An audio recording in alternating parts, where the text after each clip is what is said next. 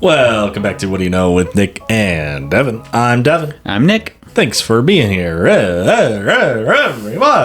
I had to do it crazy because of what you said last time. Of course. I won't remember next time we record, so it's fine. Good. But I can't wait to see if it really comes out the same. That would be great. It's just wilder and wilder. Yeah. I just repeat it for the whole episode. That's all it is. Nick, I have a quick question for you. Quick cue. Oh, quick cue? Quick cue. on the board. Are you claustrophobic? No. No? That was quick. Not really. Next I mean, question. Sorry. That's fine. I think, if it's a certain situation where I'm just I can't. If I was, in a coffin, sure. Yeah. But I think that's more so because, I feel like I'm going to die. Drastic. Yeah. But, generally, nah. Okay, so you're fine on elevators, a full elevator. Mm-hmm. Okay. Cool. That's fine. All right. Well, because I just feel like if I needed to, I could get out. Sure. You know what I mean? Yeah, you can push past everyone else and get out. Correct. All right. Are you claustrophobic? No, not really. Yeah. I don't like getting stuck. That bothers me. What do you mean? So, if I'm in a tight space and, I feel like myself not being able to move. Oh, yes. Then that bothers me. That's fair. I think about that guy who got caught in Mammoth Cave and then he died because they couldn't get him out. Yeah, yeah. I would hate that. And, this might be the same guy where he was, upside down for X amount of hours. Yeah. Uh-huh. Which, to me, I'm just kind of really? You couldn't get him out? He was stuck. I don't know. Without, ripping out his body, I just feel I'm give me a couple scrapes. You know what I mean? 127 hours me, just get me out of here. Yeah, I remember as a kid, I would accidentally drop something behind my bed and try to reach it, and I would twist my body in a way where I was you didn't like that? Oh, I can't get out anymore, and I'd have a moment of panic and then shift my body again and get myself out. I didn't like that. So getting stuck is not great, but I think that's different from claustrophobia. I agree with that. Yeah. I think that's stuccophobia.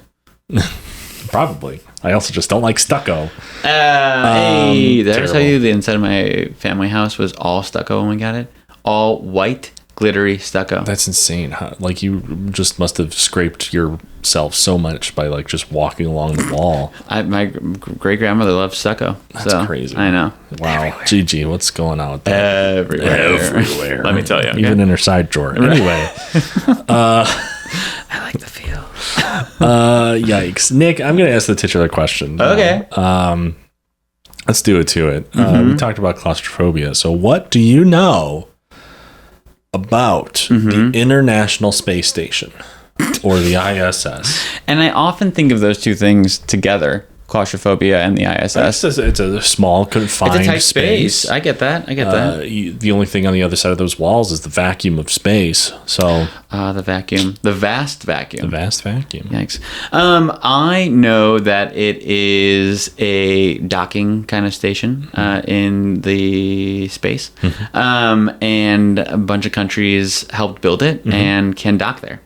And they do research. And there are people that are stuck there still. Oh, not anymore? They're not necessarily stuck. I'll get into that. They are trapped. They're up there. They're up for there. a long time. Yes. An extended period of time. That's all I know.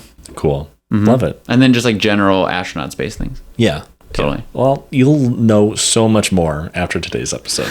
Because Right guess after what? We're these talking. messages, Yeah, right yeah. after these messages. Chomsky's potato chips. Anyway, so we're going to talk about the ISS. So Let's do the it. International Space Station, or the ISS, which I'll be referring to it from here on out, is a large space station that whips around the Earth in low orbit. That was built by 5 different space agencies and their contractors. We have NASA from the USA, the US of A. We have the Roscosmos from Russia. Sure. The ESA from Europe, the European Space Agency. JAXA, I don't know if it's actually pronounced JAXA, but it's JAXA. Okay. I like JAXA. That's Japan. And then the CSA, which is Canada. My question is, So I appreciate that Europe always wants to do things together. Yeah. Very whole collaborative. union? Yeah, if you will. Do you think countries are ever I kind of want my own thing? You know what I mean? Because I get it. The European Union was the 5th entity, but do you ever think I don't know?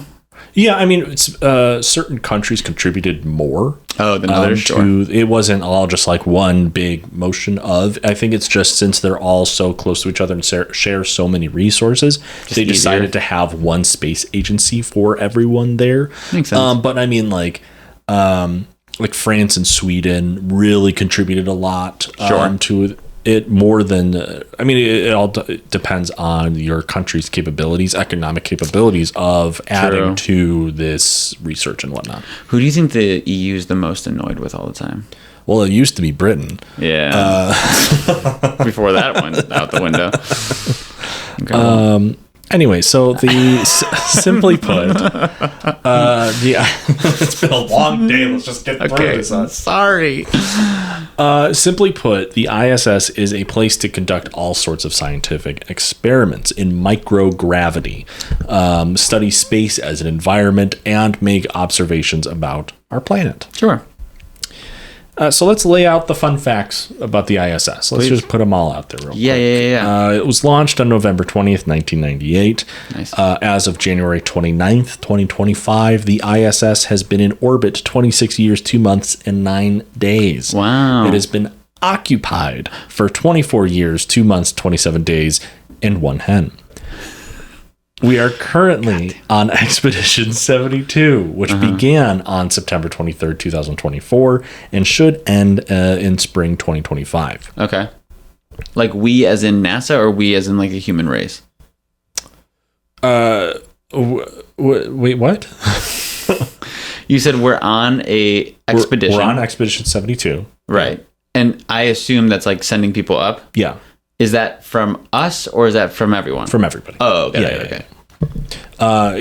Each time a crew is sent up to the ISS, it's called an expedition. Got it. So we're on Expedition 72. Okay. And that's just the crew that is up there currently. Got it. Okay. But there should be a swap in staff, shift change, if you will.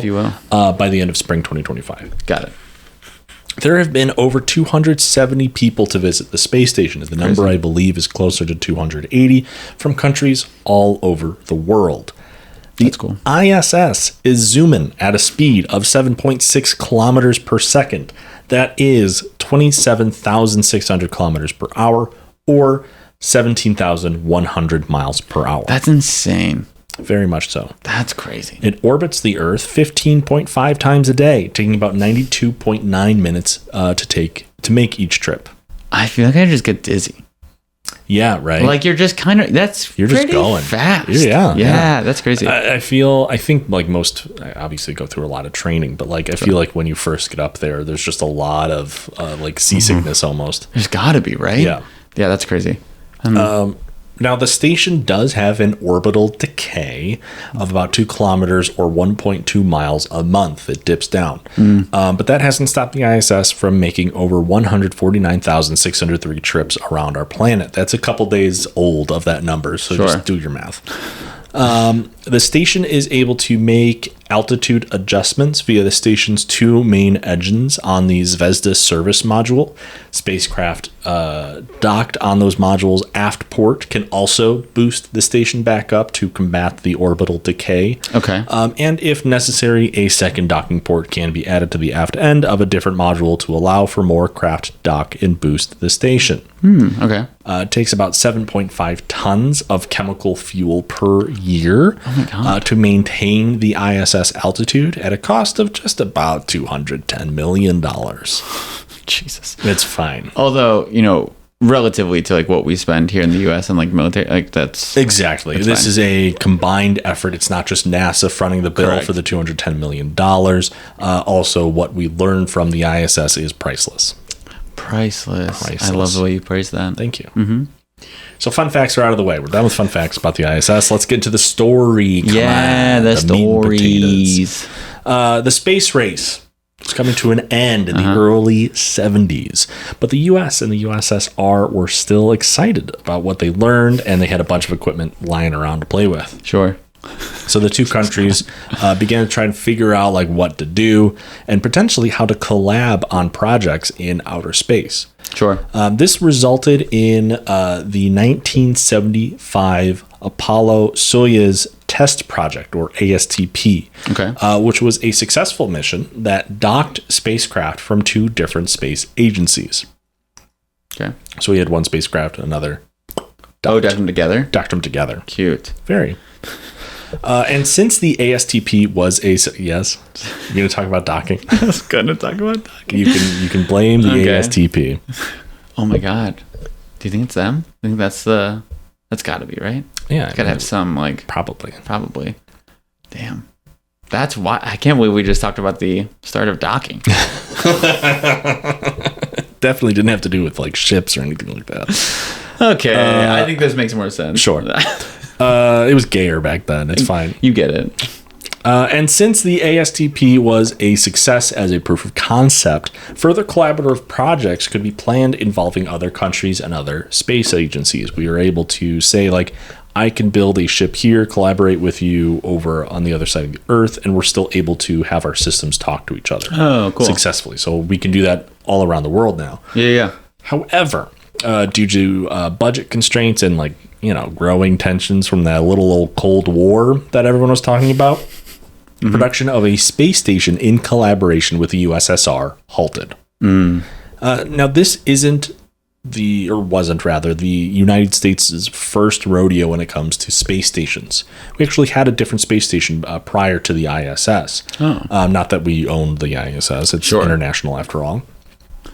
Skylab was the first space station launched by NASA in May of 1973 and was occupied for 24-ish weeks between launch and February 1974.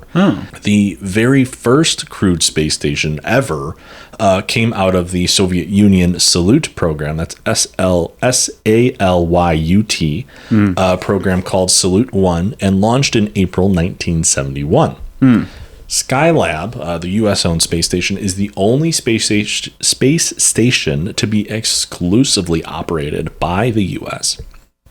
And there were plans for a permanent U.S.-operated station, but were scrapped due to Congress not providing the funds for those types of projects. Skylab, if you hadn't guessed, is no longer orbiting Earth as of July 11th, 1979, when it disintegrated in atmosphere, scattering debris across the Indian Ocean and parts of Western Australia. Wow. Okay. And we get hurt? Terrifying. Imagine it's just like, it happens all the time, I guess. Like, yeah. Things. Okay, anyway. Do you think we're going to try to just take over the ISS one day? Within the next 4 years? Well, Russia is actually planning on pulling out of the I.S.S. program. So, why? You talk about it? I don't really talk about it. I mentioned that note. I don't actually get into the why of it. I am 90% sure it had to deal with the situation going on in Ukraine. Got it. Yeah. So I can't believe that's not over yet. You and Zelensky both. We have a lot to talk about together. So NASA had these ideas for different space stations to build with different nations that weren't the USSR. They were like, we're not going to collab with you, Cold War and whatnot. Yeah. But Congress, like I said, wouldn't give them the money to build them. NASA wanted to launch a modular space station called Freedom to counter the USSR space stations Salyut and Mir. That's MIR. Okay. NASA was able to get the ESA, that's European, and JAXA, Japan, to build a module for the new space station, but the project was just getting more and more expensive as time went on. Too much for NASA to front most of the bill on their own. Congress threatened to shut the whole entire project down unless NASA was able to increase international participation to help cover the rising costs of these new projects. Sure. At the same time, on the other side of the Earth, the USSR had plans to build the Mir-2 space station. And even began construction of the modules in the mid-'80s.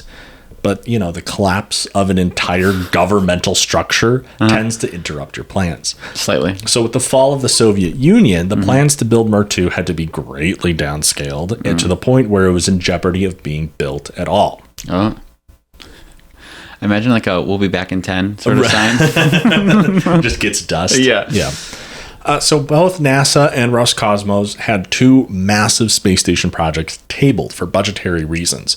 So they then, with that in mind, they returned to the idea of a collab. Okay. This led to an announcement in September 1993 by U.S. Vice President Al Gore and Russian Prime Minister Viktor Chernomyrdin that the two space programs would work together on a new space station. This would become the International Space Station we know and love today. Oh, look at Al Gore go. That guy. He did something. He did a lot of things, actually. So the launching and building of the station was obviously going to be a massive endeavor that began in November 1998. It always baffles me that like the ISS is very new.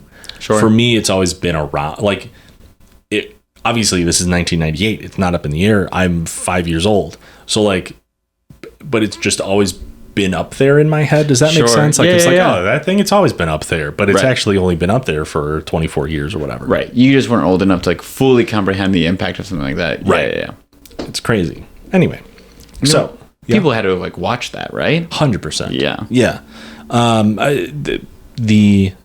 I get into this a little bit, but the space shuttle program was a huge part of the building the ISS. So like all of those space shuttle launches, I hope people watched. I'm sure you watched at least one of them.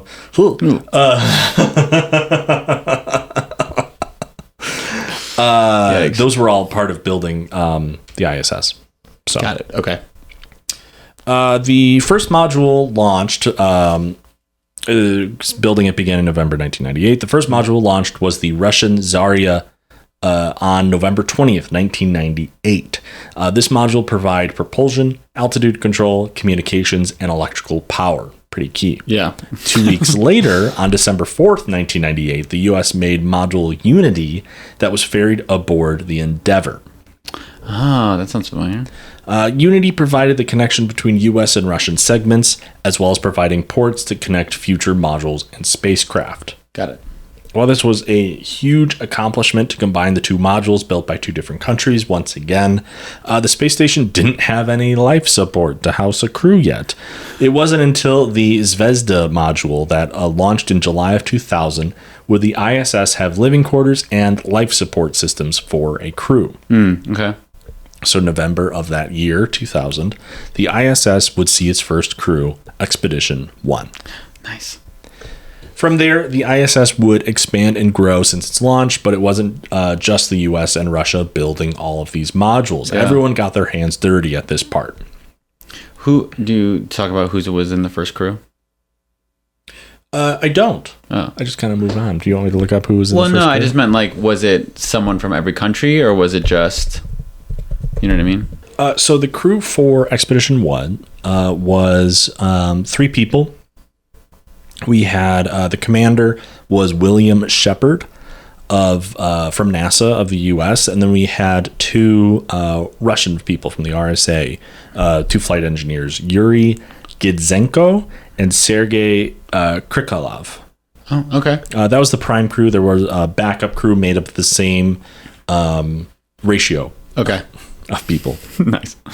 It was, I'm going to assume, make a fairly educated guess that since it was a Russian module that added the life support, they were going to have more Russian people. That makes sense. Yeah, absolutely. So that was Expedition 1. The ISS would expand and grow since its launch, but it wasn't just the US and Russia building all these modules, blah, blah, blah. While the initial construction was led by the US and Russia, 3 other major partner agencies contributed to the initial modules, crew members, elements of the new International Space Station. Yeah. Each space agency is responsible for maintaining and controlling the hardware that it provided to the station. That still stands today. Makes sense. As the station grew, more countries have contributed to the growth of the ISS. Also makes sense. People are excited. People want to get their science up in there and whatnot. Sure. Building the station required 36 space shuttle assembly flights and 6 Russian Proton and Soyuz rocket launches. Obviously, more flights are being made, supplies and other equipment get sent up to the station, but the initial building were those assembly flights. I do think it's crazy to like think about building an entire space station like in space. Yeah. Do you know what I mean? Yeah. Instead, like it's instead of just like launching that whole thing up, which There's would be no way. impossible, Right. you have to build it up in space. Which is just nuts. Very much so. And the space shuttles are so fucking cool. I think they're the coolest piece of space voyaging technology that we have so far. One, they look cool. They're Sure. huge space trucks.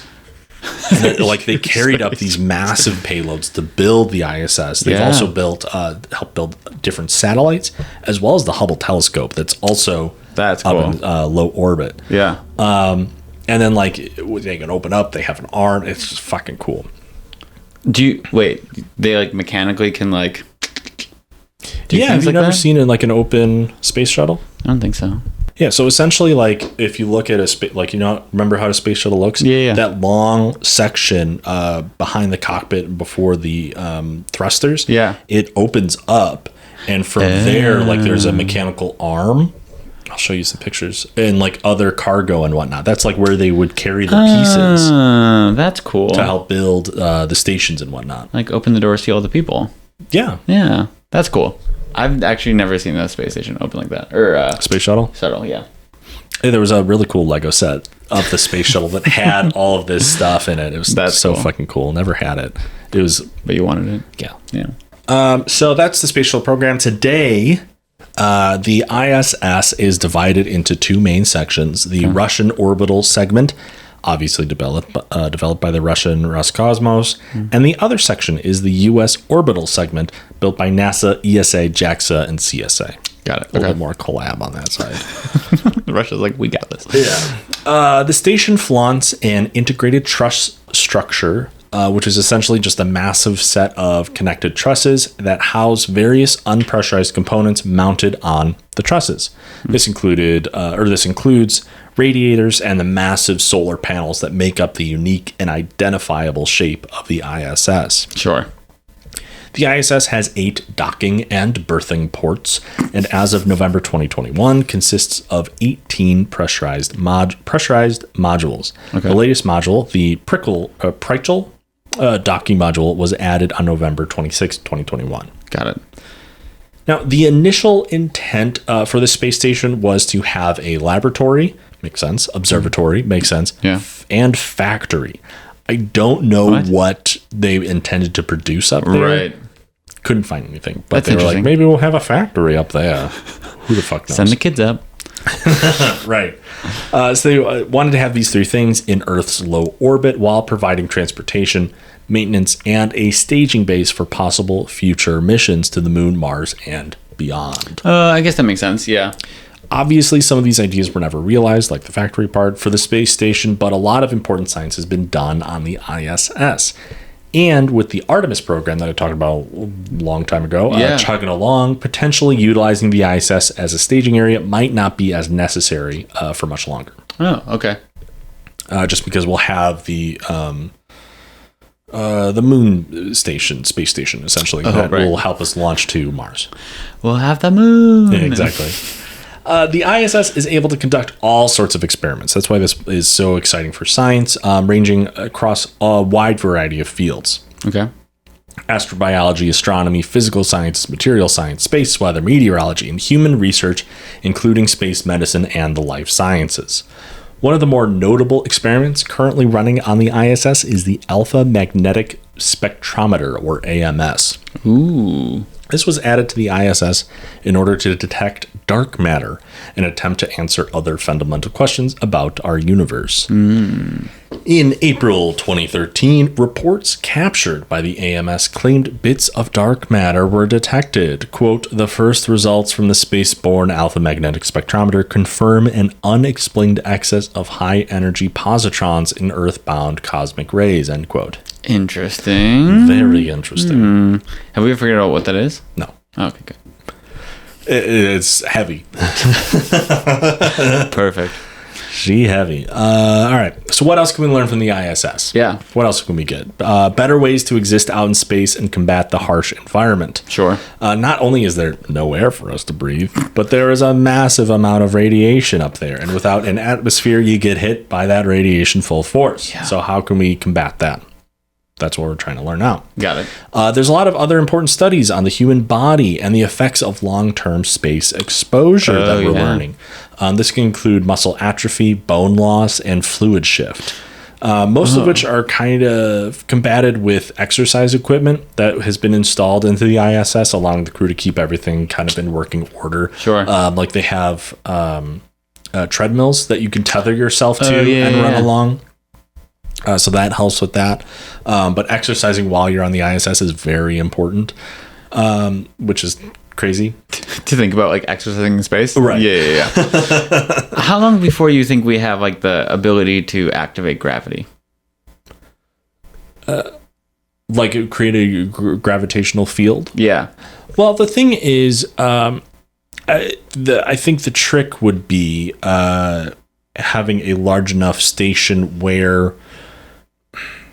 Because if you're in motion, you have gravity. Sure. Essentially, like that's kind of part of why we are able to be here having gravity, is because the Earth is moving. Sure. And so like if you're floating in space in your spaceship and you aren't applying any force through thrusters, you're just going to be floating along. But as soon as you make an adjustment, add boosters, you're going to be feeling the ship go, and so then you will go with it. So you will feel the force of the ship pushing on you, and that's where your gravity comes from, essentially. Got it. In a sense. Okay. So, like, you could have a like a centrifuge situation where your space station is constantly spinning, and so then your gravity would be the center point of where your space station is spinning around. Right. And so then, like, as you're walking, your gravity, like... I'm trying to do this on camera, but also show you. I got you. So like your gravity as you're spinning around here, I'm going to use the microphone. Yeah. Would always be pointing towards the center of the microphone, no matter where you're at. So that makes sense. I don't know if I don't think you're going to be able to create a gravitational field that you can like turn on and off. Right. Without having the spin. Got it. Very long answer. The whole station has to spin. The whole thing has to be in movement. Whatever you want to have gravity, whatever you want to be able to be solid and walk around on, has to be spinning. There can be spots, assuming there can be spots of the station that aren't in centrifuge, that you would float around it, but not gonna. Yeah, it depends on your space station design. If you could design a space station. That's gravity on a space station. And we're talking about the effects of long-term space exposure to the human body. The hope is by learning better ways to take care of the human body in minimal gravity, can help determine if long-term human space flight or even space colonization is even possible. That's one of the things we're trying to learn up there. That's fair. So let's talk about Expedition 72, the current crew aboard the ISS. Yeah. Expedition 2 is the 72nd long-duration expedition to the ISS. It began on September 23rd, 2024, and is scheduled to end March 2025, spring 2025. Okay. The current crew is led by Sunita Williams. Nice. This is her second time serving as the commander of the ISS. And as of January 30th, Sunita holds the record for total spacewalk time by a woman. Wow. She completed her 9th spacewalk on the 30th, tallying up her total spacewalk time to 62 hours and 6 minutes. That's crazy. Just 62 hours being out there in just a spacesuit. You know what? I'm pretty crazy. sure Sandra Bullock did the same thing. So. Now, Sunita probably sounds a little familiar outside of her many accomplishments. She has a fuck ton. But Sunita and Barry Wilmore have recently been in the news as the stuck astronauts at the ISS. They're not stuck. They could technically leave at any time. Here's how. Yes, their initial spacecraft made by Boeing had technical issues which prevented their initial return. It was just supposed to be a test space flight. It was a test. We learned some things during our test. But these two astronauts are scheduled to return. Just an extended stay. The way that you're laying this out is like very defensive. Well, because something had just recently happened in the news, recently at the time of recording, that I get irritated about. Got it. Okay. So Sunita and Barry were officially added to the Expedition 71, 72, 73 crew while they await their scheduled return in the spring of this year. It's a combination of crews of a shift change thing. Okay. Because I'll get into a little bit why as well, why it's like a combination of crews. It's essentially, so NASA and Boeing, upon learning of the issues that the test flight had that brought Sunita and Barry up to the ISS, determined it would be safer for the astronauts to stay on station for an extended period of time. Okay. Recently, our president, Trump, the president, I guess, decided to ask his pal Elon to use SpaceX to bring, quote, the two brave astronauts who have been virtually abandoned in space by the Biden administration, to bring them home, end quote. But they're not scheduled to come home. It's fucking stupid, essentially, since they haven't been abandoned by any means necessary. Right. And coincidentally, not at all coincidentally, as fucking planned, there's already a SpaceX capsule currently docked at the ISS, ready to take Sunita and Barry home. We had a crew use a SpaceX rocket to get up to the ISS. Okay. Their capsule is still attached to the space station, ready to take someone home. Okay.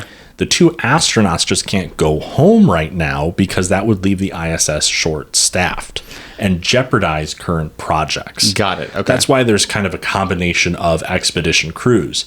It's not an in and out situation. Sure. It's kind of like a couple people in, couple people out, just so it's always fully staffed and ready to go. Makes sense. They of course miss their families. This was an unexpected extended period of time spent up there. Right. But they do have a lot of work to do while they're up there. Right. It's not like they're just like hanging out. Exactly. Yeah, they're not just wasting tax dollars. They're still doing a lot of important research. Sunita and Barry actually made a very important repair to the station during their most recent spacewalk that was a lot of other astronauts were having trouble completing. So they're doing a lot of important work up there. Yeah. If they had been brought back early, who knows what risks they would have had taken doing so. But also, Sunita would have never been able to set that amazing spacewalk record. Yeah. So that's Expedition 72. You're so mad. Yeah, a little bit. Well, I mean, because it's going to be when they come down that he's the one that brought them down. Of course. Well, of course, naturally. Right, it's a SpaceX capsule. Right, and people will try to say, well, it was planned, it was all those things, but Here we are. Right. So, the ISS isn't a permanent installment into our atmosphere or to our Earth's orbit. It will be decommissioned eventually. Oh. The station has been active for 26 years, and it has an expiration date. The original mission for the ISS was only supposed to last 15 years, but since it has been so successful as an operation and an experiment, the end of mission has been postponed several times. However, in January 2022, NASA did announce a plan to deorbit the ISS in January of 2031. Oh, okay. They would use what they're calling the U.S. deorbit vehicle. Great name. Great. I mean, you know what? To the point. Right. We're not fucking around. Right.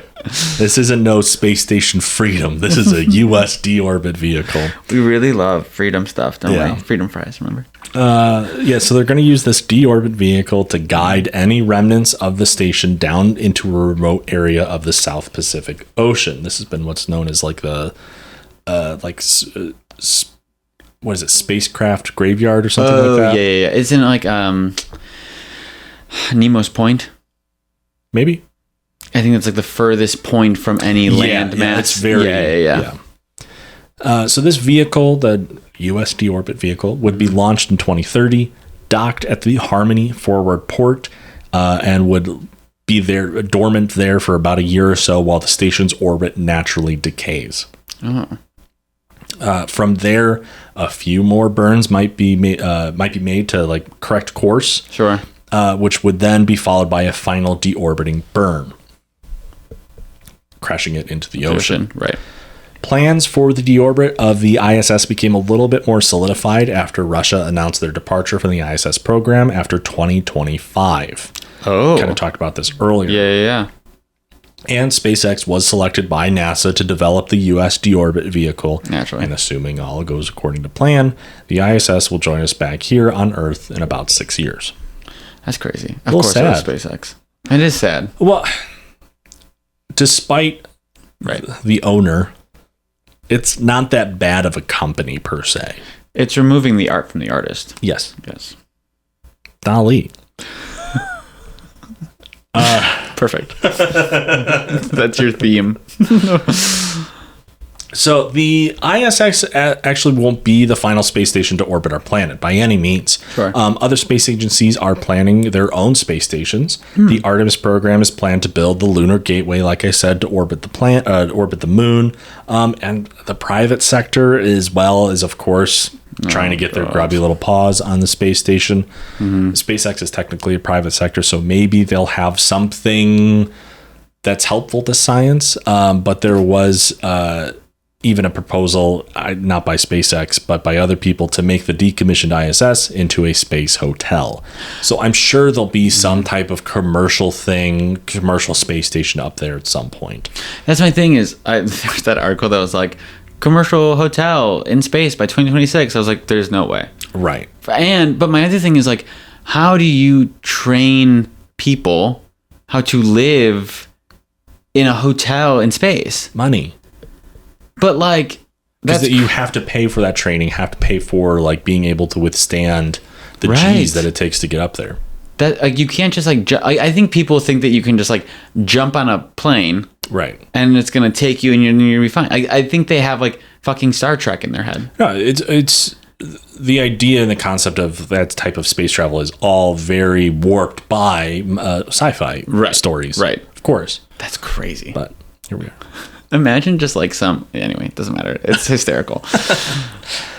So make sure to try and catch the ISS as it flies overhead while you still can for the next couple of years. There are resources like spotthestation.nasa.gov that can help you pinpoint the exact time and location near you where you can get a good look at this incredible feat of human ingenuity as it zips along the starry night. That's cool. Have you done that? Yeah, have you seen it? Have I seen the ISS? Yes. Yeah. Cool. Several times. Sorry, okay. I took an astronomy class. You're so cool, Devin. You can too. Anyway, that's everything about the internet. Not everything. There's a lot about the International Space Station. You can read up on all the I think all the experiments that they're doing. Yeah. More about the construction, what each module does, how much power it takes, the size, blah, blah, blah. There's a lot of fun facts out there. But that's kind of the general gist of the International Space Station. It's pretty freaking cool. It is. I hope that we do like a 2.0.